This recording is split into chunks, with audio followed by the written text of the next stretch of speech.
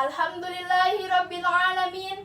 Wassalatu wassalamu ala ashrafil anbiya'i wal mursalin wa ala alihi wa ashabihi ajma'in. Bismillah, alhamdulillah ala ni'matillah. Assalatu wassalamu ala rasulillah. Amma ba'du. Yang terhormat segenap dewan juri dan para panitia, teman-teman dan para hadirin yang insya Allah dirahmati oleh Allah. Pertama-tama dan yang paling utama, marilah kita panjatkan puji dan syukur kepada Allah Subhanahu wa Ta'ala yang telah memberikan kita beribu-ribu nikmat, yakni nikmat iman, nikmat Islam, serta nikmat sehat walafiat.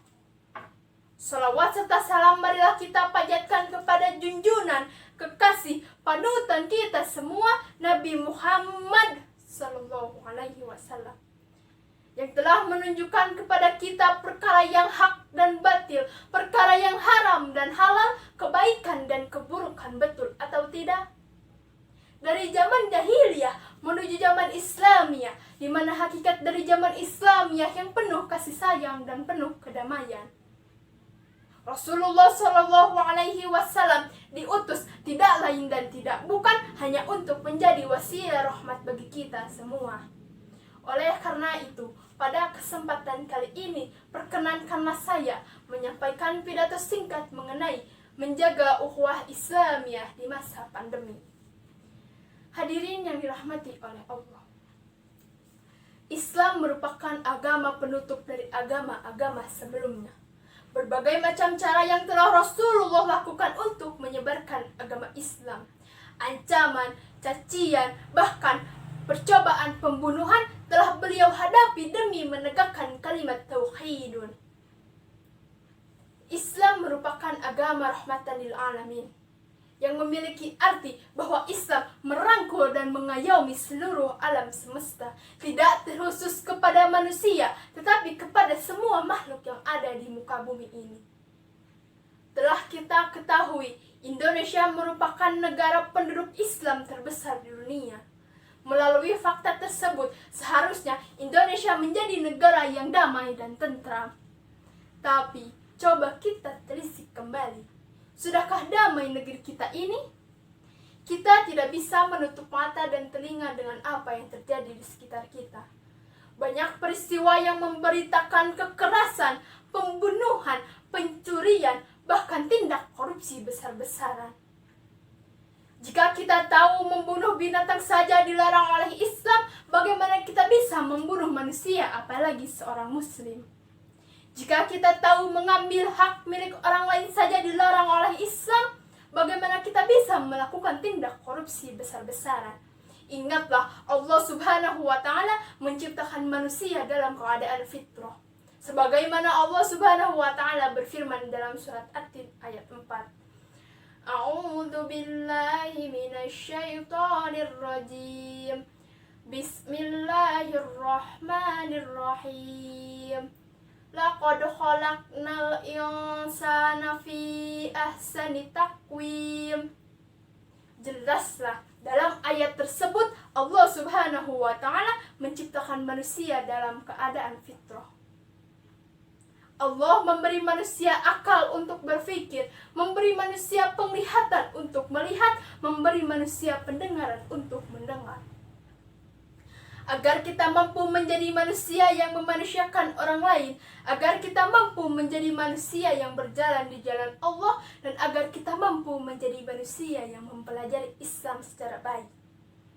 Hadirin yang dirahmati oleh Allah, Indonesia, negara kita saat ini sedang dilanda wabah yang begitu parah, yang sekarang kini sedang mengguncangkan dunia, yang sering disebut dengan COVID-19. Tidak hanya Indonesia saja yang heboh akan penyakit ini, tetapi seluruh dunia heboh akan penyakit ini, hadirin. Penyakit ini amatlah kecil, tetapi mampu mengguncangkan dunia. Kita selaku orang yang beriman kepada Allah Subhanahu wa Ta'ala, bagaimana sih cara menyikapi penyakit ini? Semua terdapat jawabannya pada Quran surat Al-Baqarah ayat 155. Bismillahirrahmanirrahim.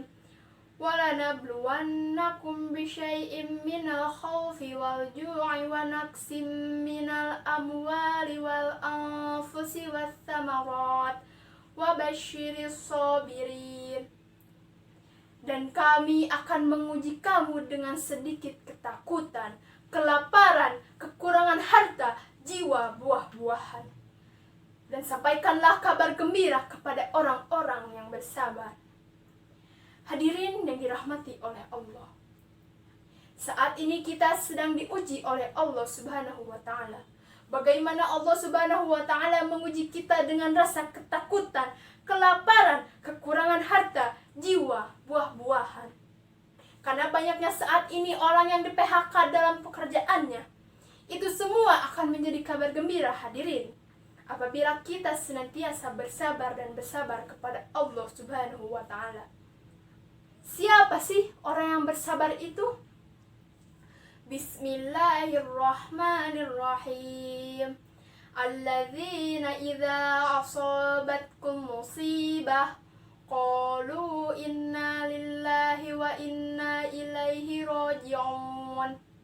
Mereka adalah orang-orang yang apabila ditimpakan musibah, kemudian mereka berkata, inna lillahi wa inna ilaihi raji'un.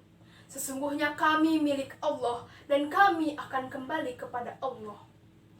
Hadirin yang dirahmati oleh Allah, seharusnya pandemi ini menjadikan ukhuwah Islamiyah kita semakin kuat, bukan semakin hancur dan semakin melemah. Walaupun kita sekarang ini tidak boleh berkumpul, bukan berarti kita tidak bisa menjaga silaturahmi. Walaupun sekarang ini kita tidak boleh bersalam-salaman, bukan berarti kita tidak bisa mengucapkan Assalamualaikum dan menjaga silaturahmi kepada semua umat Islam. Hadirin yang dirahmati oleh Allah, Indonesia memiliki pemimpin. Kita selaku rakyat, mari kita sama-sama mengikuti aturan pemerintah kita dan pemimpin kita, sebagaimana firman-Nya. Bismillahirrahmanirrahim. Ya ayyuhalladzina amanu atiullaha wa atiur rasul wa ulil amri minkum. Ikutilah Allah dan Rasulnya dan para pemimpin. Apabila kamu mematuhi Allah dan Rasulnya, patuhilah para pemimpin. Dengan cara seperti apa? Apabila kita senantiasa keluar rumah, sebaiknya menggunakan masker. Apabila kita keluar rumah dan hendak memasuki rumah, senantiasa mencuci tangan dan melakukan social distancing dimanapun kita berada. Hadirin yang dirahmati oleh Allah. Dan yang terakhir, jangan tinggalkan wudhu agar kita menjadi manusia yang dicintai oleh Allah dan dijauhkan oleh Allah dari penyakit dan pandemi COVID-19. Amin ya rabbal alamin. Hadirin rahimakumullah, jangan takut menyebarkan kebenaran, jangan takut belajar dari kesalahan, agar kita mampu menjadi orang yang tidak merugikan orang lain. Dengarkanlah apa yang disampaikan, janganlah melihat siapa yang menyampaikan. Demikianlah pidato yang dapat saya sampaikan, mudah-mudahan bermanfaat bagi kita semua. Unzur man qala wa la tanzur man qala. Wassalamualaikum warahmatullahi wabarakatuh.